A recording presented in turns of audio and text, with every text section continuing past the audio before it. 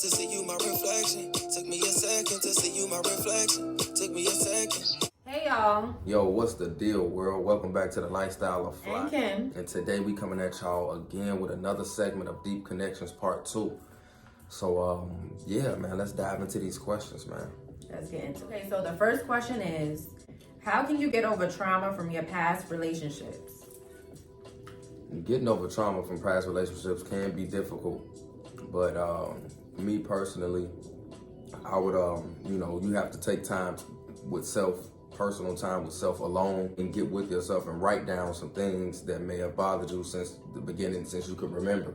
Things about your past, things about your childhood that made you uncomfortable, or things that have made you feel as though you had to put up certain like defense mechanisms against other people in life for no reason at all. Mm-hmm. But you gotta write that stuff down and you gotta face it head on. Just face it, don't run from it. Face it head on is what I would recommend. I agree. I would say for me, when I heard this question, I immediately thought of romantic relationships. And with that, I feel like I had to do a lot of self-work, like you said, babe. A lot of self-work, a lot of self-healing, shadow work. Just for me to know that this relationship is not like anything in my past. Just to know that this relationship is different. It's just not the same. And I don't need to treat it like such. I don't need to feel like what I've been through in the past, he's gonna put me through, and that I have anything to worry about, or that I have to be defensive in any way. Like, I had to do a lot of self-work to realize that this is not that. So yeah. Okay, so question number 2 is, what does it mean to create a safe space for your partner? I believe creating a safe space for your partner means to create a sanctuary, a place that your partner can come to and not feel judged, a place your partner can come to and just feel the utmost safety, feel protection, feel a place that they can come and feel vulnerable. Mm-hmm. It's so many things that can contribute to a safe space, but it's just being mindful and thoughtful, initially.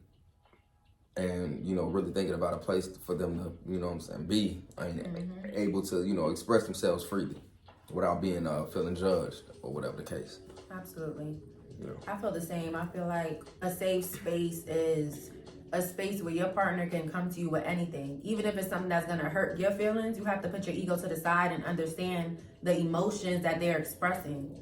And just think about how hard it was for them to even build up the courage to even express these emotions to you.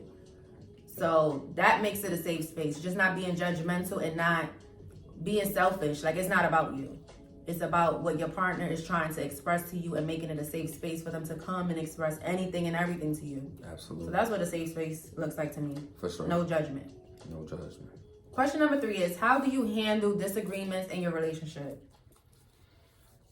Oh man, there's so many different ways to handle issues within a relationship, but I recommend doing something that works for you and yours. What we've discovered is actually just like trying to put our ego to the side and try to like squash things immediately. But if that doesn't work, it's okay to take time apart to reassess, to process your emotions, to process your thoughts, and come back as soon as possible to try to reconnect, because a disconnect occurs somewhere along the line. So you gotta just be open, you gotta be selfless, and you have to be without your ego in order to come back to a good place after y'all have had a disagreement. But it just takes you doing something on your part and also your partner doing something on their part. It's a group effort for sure. Absolutely. I feel like when we have disagreements, what's very important is conversation and coming together whenever we're both ready and talking about it. Right.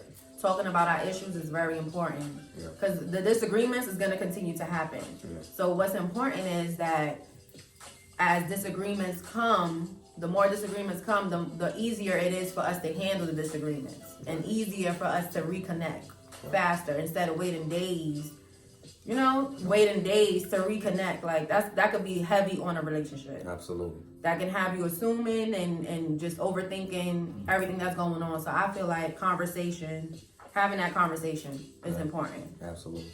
Okay, so question number 4 is, how do you stay mentally locked in a relationship? For me, it's just reminding yourself of the why. Like, why are you guys together? Why? What is the point or the purpose of the unity that you guys share?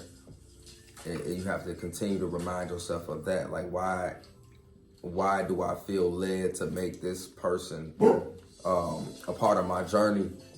Or like, you know, it's just so many things. But like, you have to remind yourself, and staying locked in is definitely all mental.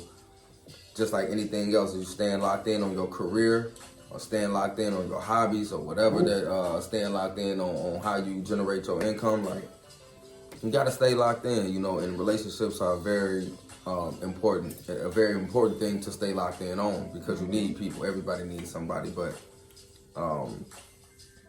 yeah, it's just reminding yourself of why you even with the person. That's what keep me locked in. Just reminding myself. Absolutely. I kind of took the long way out with that one. Definitely. I feel like what keeps me locked in to our relationship is just knowing that this is exactly what I want.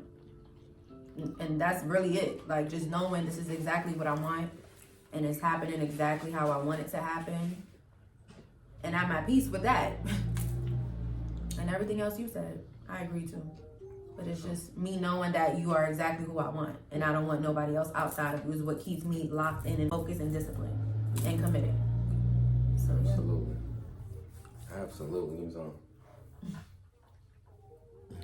Absolutely. So there you have it. Part 2 of Deep Connections with Fly and Kim. So stay true to yourself. And love yourself. And we out. Peace. See you my reflection. Took me a second to see you my reflection.